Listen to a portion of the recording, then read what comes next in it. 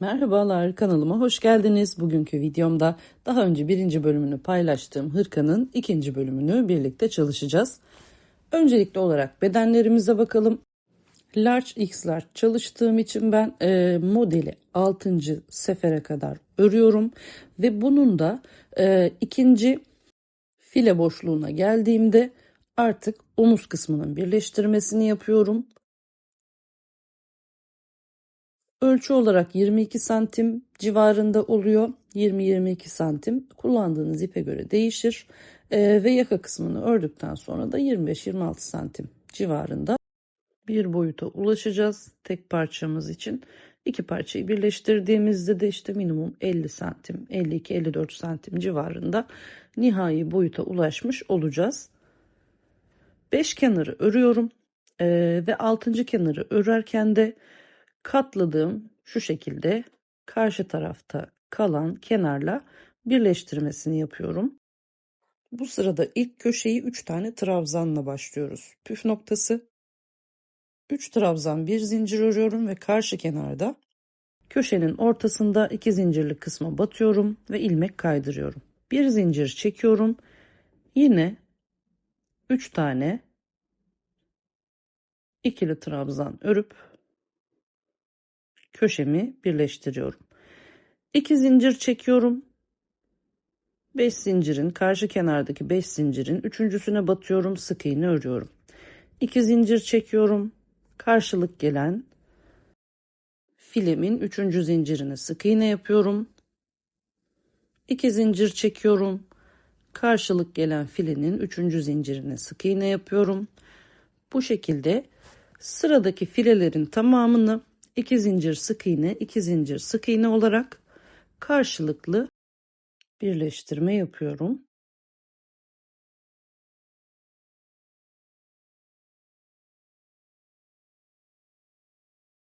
Son köşeye gelene kadar bu şekilde örelim. 2 zincir, 3. zincire sık iğne, 2 zincir, 3. zincire sık iğne, 2 zincir, 3. zincire sık iğne. Son derece kolay birleştirmesi. İyi anlaşılması için biraz devam ediyorum.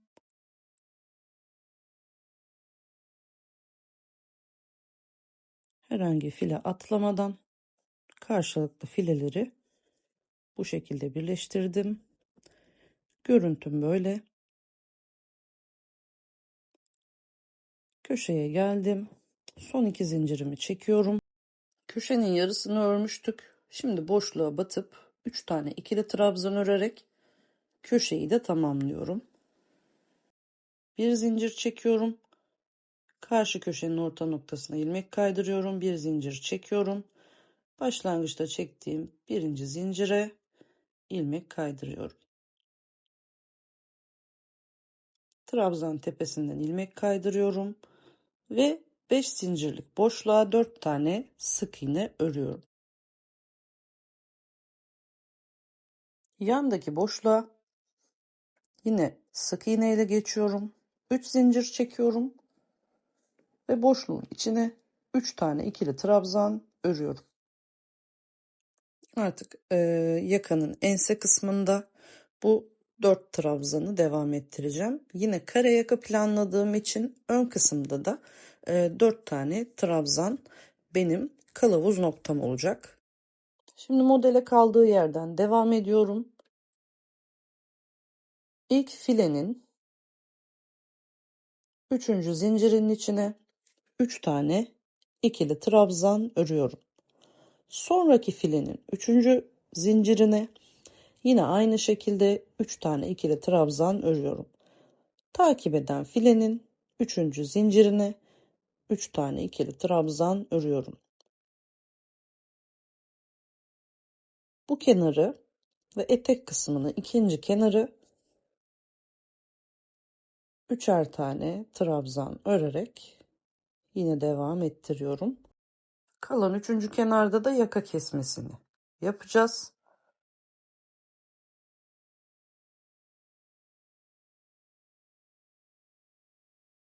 Yakayı ben işaretledim. Yeşil olan ayracım ön, pembe olan ayracım arka kısım olarak devam edecek. Oradan da ayırabilirsiniz. 12 tane boşluğu atlıyorum. 13. boşluk benim yaka kesmem.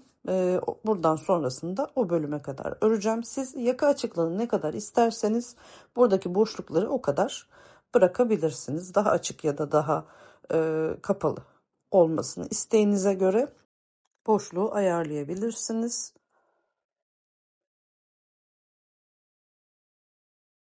12 boşluk atlıyorum. 13. boşluğun içerisine yine 4 tane ikili trabzan örüyorum. Yakadan aşağı doğru 12 boşluğum var. 13. boşlukta 4 tane ikili trabzan. Böylece yakayı belirtmiş oldum. 3 zincir çekiyorum, çeviriyorum. İlk boşluğu atladım. Kalan 3 boşluğa birer tane. Toplam 4 tane oldu burada yine trabzanım. Sonra ne yapıyorum? Her bir trabzan tepesine birer tane ikili trabzan örerek bu sırayı boylu boyunca devam ediyorum. Köşelerde yine 3 tane trabzan, 2 zincir, 3 trabzan var.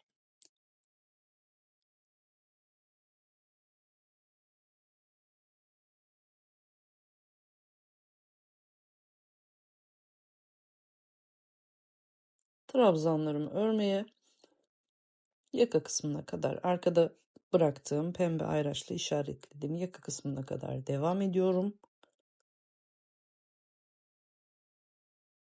Ve buradan yine yeni sırama başlıyorum. 3 zincirimi çektim. Örgüyü çevirdim. İlk boşluğu atladım. 3 tane ikili trabzan örüyorum. 5 zincir çekiyorum. Takip eden 3 boşluğa birer tane yarım trabzan örüyorum ve tığda biriken 4 ilmeğimi üçünü bir, ikisini bir kapatıyorum ve üçgen şeklimi oluşturmuş oluyorum.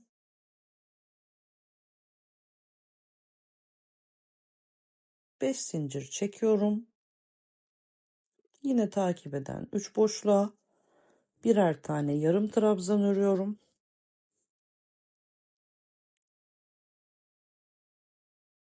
Tığda biriken ilmeklerin üçünü bir, ikisini bir örüyorum.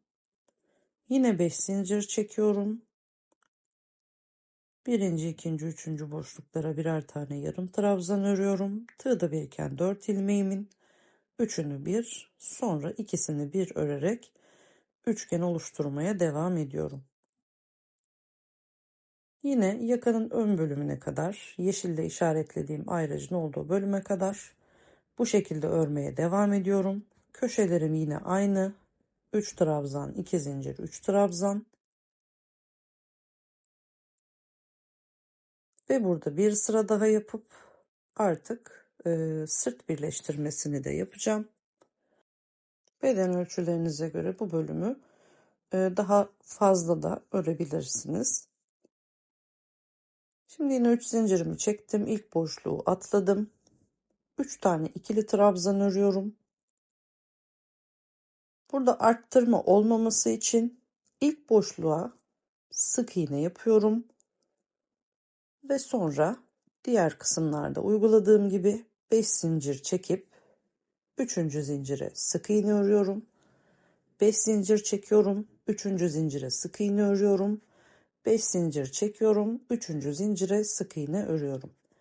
Birleştirme işlemini yaptıktan sonra en son 2 sıra daha öreceğim ve sonrasında da burada yaptığımız gibi bedeni istediğiniz şekilde, istediğiniz boyuta kadar büyütebilirsiniz. Sadece o kısmın başlangıcını göstereceğim. Ama burada yaptığımız şekliyle sıraları devam ettirerek beden uzatmasını da yapabilirsiniz. Videoyu çok uzatmamak adına bu şekilde bir açıklama yapmak istedim.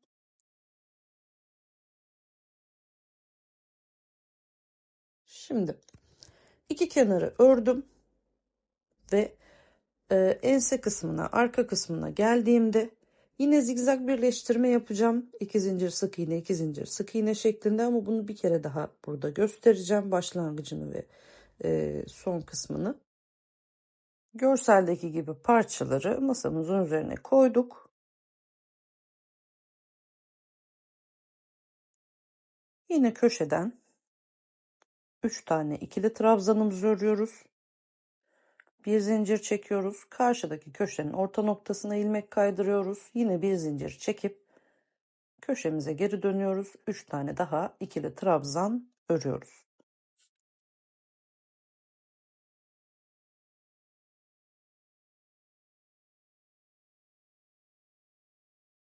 3 trabzanımızı ördükten sonra yine omuz birleştirmesinde olduğu gibi 2 zincir çekiyoruz. Karşı kenarda 5. zincirin üçüncüsüne sık iğne örüyoruz. 2 zincir çekiyoruz. Soldaki parçada yine takip eden filenin 3. zincirine sık iğne örüyoruz. 2 zincir çekiyoruz.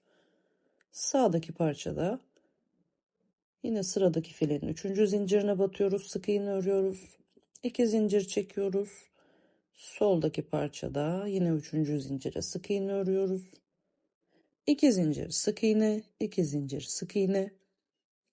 Parça boyunca karşılıklı birleştirme işlemini yine file tekniğiyle yapıyoruz.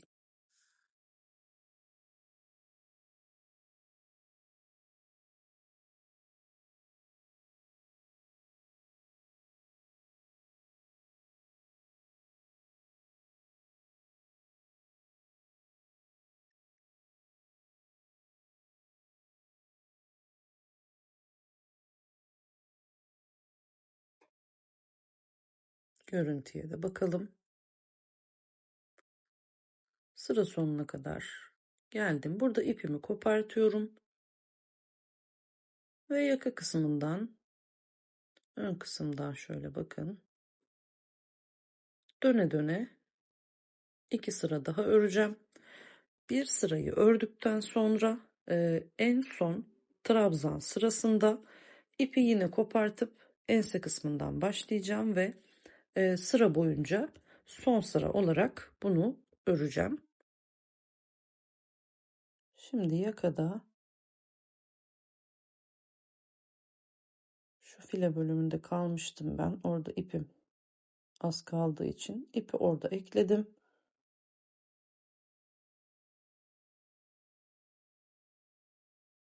Dört tane trabzanla file sırasını bitirdim.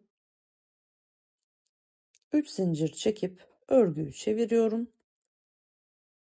3 tane trabzan örüyorum.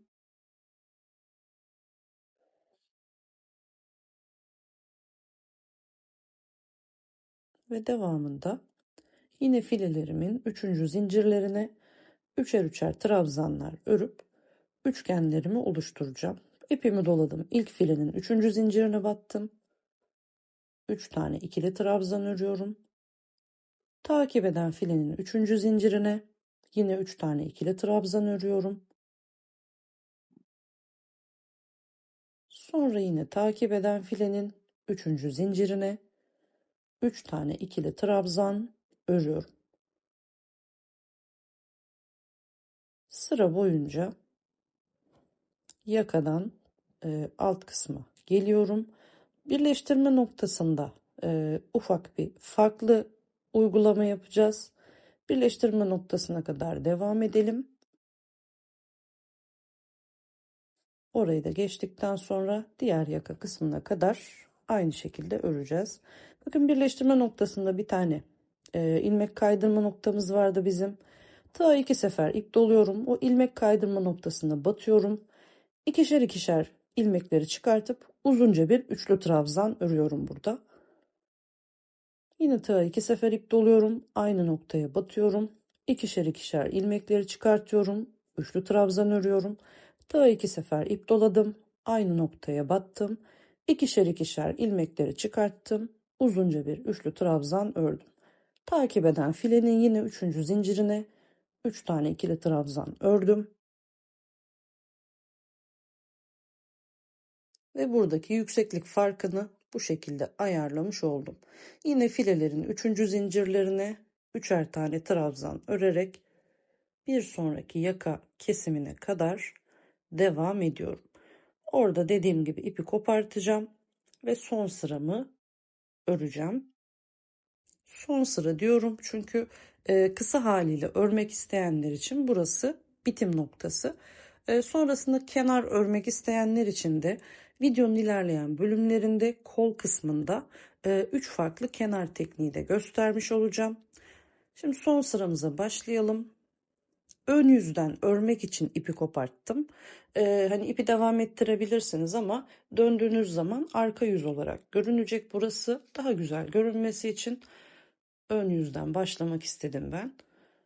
Tam orta noktaya sık iğne ördüm. 3 zincir çektim ve sonrasında ikili trabzanlar örmeye başlıyorum.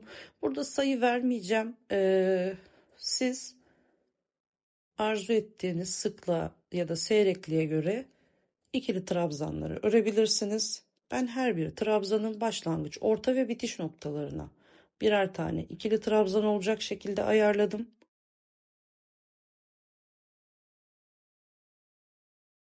Devamında file boşlukları var. File boşluklarına gelene kadar üçer üçer trabzan ördüm.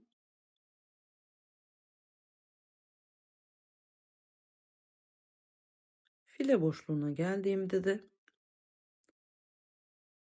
boşluğun içerisine 3, sık iğne birleştirme noktasına 1, boşluğun içine 3, sık iğne birleştirme noktasına 1. Yine toplam 8 tane de trabzanı buraya örüyorum.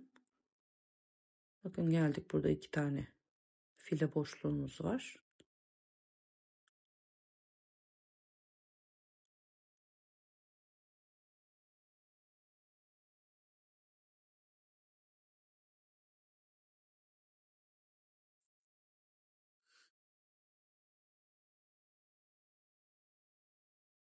Üç tane trabzana geldik.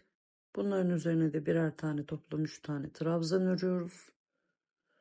Boşluğa 1, birleşim noktasına 1 ve yine boşluğa 1 trabzan örüyorum.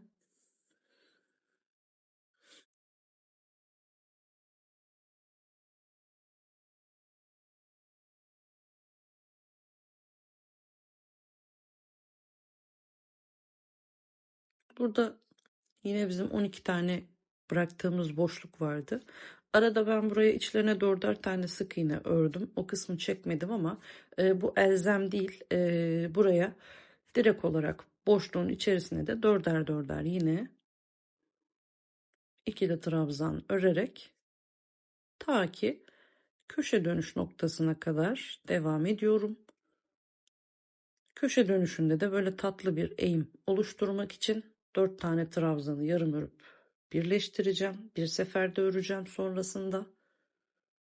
Bakın şu bölümü şuraya kadar trabzanlarımı tamamladım. 1, 2, 3 ve 4 tane yarım trabzanımı ördüm. Hepsini bir seferde kapattım. Sonra yine trabzan kısımlarına geldim. Demin yaptığım gibi başına bir, ortasına bir, sonuna bir trabzan örüyorum. Üçer üçer. Yine köşe noktasına kadar buna devam edeceğim. Köşe noktasında dönüşte de aynı boşluğun içerisine ben 2 sefer battım. Ama isterseniz buraya 3 ya da 4 seferde batabilirsiniz. Orada da yine tatlı bir eğim oluşturup yakayı daha şık göstermek adına böyle bir işlem uyguladım. Sonrasında kenar boyunca trabzan örüp köşeye geldiğimde 3 trabzan 2 zincir 3 trabzan örerek devam ediyorum. Alt eteği trabzan örerek yine devam ediyorum. Sonraki köşede 3 trabzan 2 zincir 3 trabzan olarak örüyorum ve kalan yakaya kadar olan bölümü de aynı şekilde bu tarafta uyguladığım işlemleri diğer tarafa da uyguluyorum ve ense kısmında tamamlıyorum. Burada ilmek kaydırma yöntemi uygulayabilirsiniz sıra bitimi için ya da sık iğne örebilirsiniz bir sıra. Ters sık iğne yapabilirsiniz. Bir de göstereceğim farklı bir teknik var. Çantalarda özellikle çok kullanıyoruz bunu. Onu da uygulayabilirsiniz ki ben onu uyguladım nihai halinde. Kısa bırakacak olanlar dediğim gibi bitirme tekniklerini buradan devam etsinler. Uzun halini örmek isteyenler de şimdi az sonra o bölümün başlangıcını da göstereceğim. Ve yaka bölümünde ördüğümüz gibi yine aynı şekilde devam ederek uzatma işlemini yapabilirsiniz diye düşünüyorum. Bakın bu köşelerden o 4 trabzan 4 trabzan olan kılavuz noktalarını uygulayarak düz bir görüntü elde edeceğiz. Boşluğa battım. Sık iğne ile ipimi sabitledim. 3 zincir çekiyorum ve devamındaki 3 tane trabzana birer tane trabzan örüyorum. Yani kılavuz 4 trabzanlı kısmımı buraya oluşturuyorum. Sonra 5 zincirimi çekiyorum. Takip eden 3 boşluğa 3 trabzanı yarım örerek tığda biriken 4 ilmeğin 3'ünü bir, ikisini bir örüyorum. Sonra 5 zincir yine 3 trabzan yarım örüp tığdaki ilmeğin 3'ünü bir, ikisini bir bitirerek üçgen sırasını buraya uyguluyoruz. Sonra file sırası, yine üçgen sırası ve trabzan sırası olarak istediğiniz boyuta kadar devam ediyorsunuz. Ve en sonda da son bitirme noktanıza geldiğinizde de yine bitirme teknikleriyle tüm kenarları geçerek hırkanızı tamamlayabilirsiniz. İlerleyen zamanlarda Instagram hesabımda uzun halini de paylaşacağım. Burada henüz bitirmediğim için paylaşmıyorum. Ama onu da Instagram hesabımda bitmiş halinde görebilirsiniz. Kol bölümünü de yapalım. Burada yine sırt birleştirmesinde yaptığımız tekniğin aynısını uygulayacağız. Ortadaki bölümü biraz yükselteceğiz. İpe düğüm atıyorum. Orta noktaya sık iğne ile ipi sabitliyorum. 4 tane zincir çekiyorum. Tığa 2 sefer ip dolayıp aynı noktaya batıyorum. İkişer ikişer 3 seferde çıkartıyorum. Tığa 2 sefer ip doluyorum. Aynı noktaya batıyorum. Daha sonrasında yine ikişer ikişer çıkartıyorum. Toplam 3 tane uzun üçlü trabzan elde etmiş oluyorum. Sonra filelerin 3. zincirlerine batarak her birine üçer tane üçlü trabzan örüyorum. Sıra sonuna kadar bu şekilde devam ediyorum.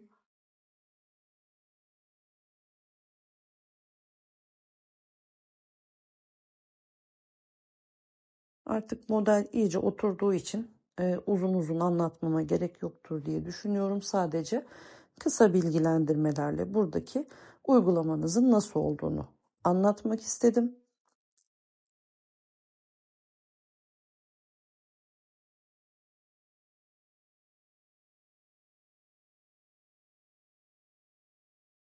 Sıra sonuna kadar bu şekilde gelelim.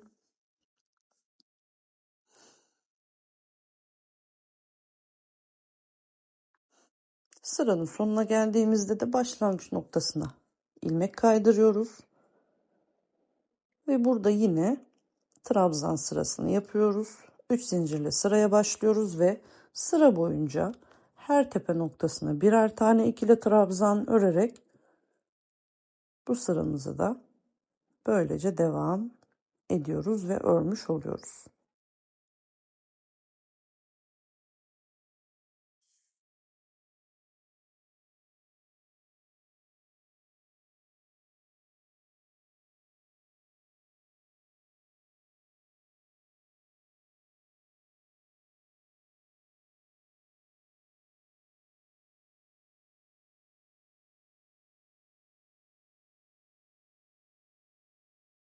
Sıra sonunda yine ilmeğimi kaydırıyorum.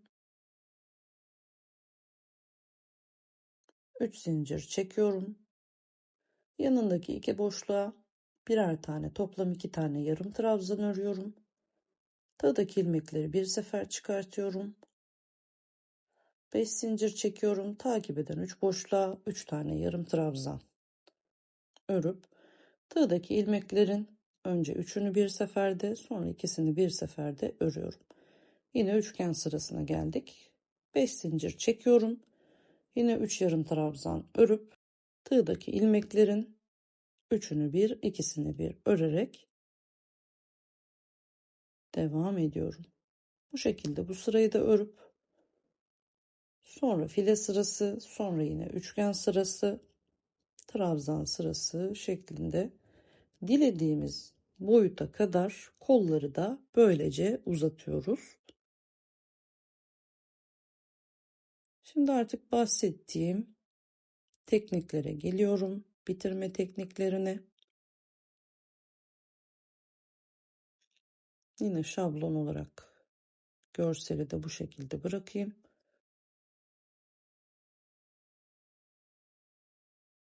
Klasik her bir tepe noktasına batıp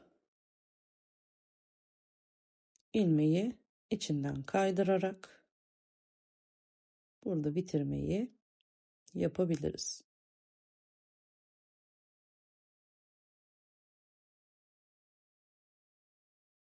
İlk bitirme tekniğim bu şekilde. İkincisine bakalım. Ters sık iğne yapıyoruz. Bir zincirimi çektim. Sağ taraftaki ilk trabzana battım. İlmek çıkardım. Sık iğne ördüm. Normalde sola doğru devam ediyoruz. Bunda sağ tarafa doğru devam ediyoruz. Her seferinde ilmeği çıkartıp ikisini bir örüp bir sonraki ilmekten yani boşluktan batıp ilmeği çıkartıp yine ikisini bir örüp sonra yine sonraki boşluktan ilmek çıkartıp ikisini bir örüp böyle bir teknikte uygulayabilirsiniz. Ve benim uyguladığım bitirmeye bakalım. İlk boşluktan ilmeğimi çıkarttım. Tığı çevirdim. İkisini bir ördüm. İkinci boşluktan ilmek çıkarttım. Tığı çevirdim. İkisini bir ördüm. Üçüncü boşluktan ilmek çıkarttım. Tığı çevirdim. İkisini bir ördüm. Tığı çevirdiğinizde burada bir helezon şekli oluşuyor. Ve sıra sonuna kadar da bu şekilde devam edip kol bitirmelerini yapıyorum. Aynı şekilde yaka ve etek kısımlarına da bunu uygulayıp nihai haline getiriyorum. Modelli bir hırka olduğu için lastik çok güzel durmayacaktır. Belki sık iğne örebilirsiniz. Normal sık iğneler örebilirsiniz. Böyle daha tek sıralık bitirme teknikleri daha güzel duracaktır. Modelimin nihai hali de bu şekilde. Umarım beğenip uygular ve keyifle güzel günlerde giyersiniz. Projelerin devamı için kanalıma abone olmayı, yorumlar kısmında görüşünüzü belirtmeyi unutmayın. Bir sonraki videoda görüşmek üzere. Hoşça kalın.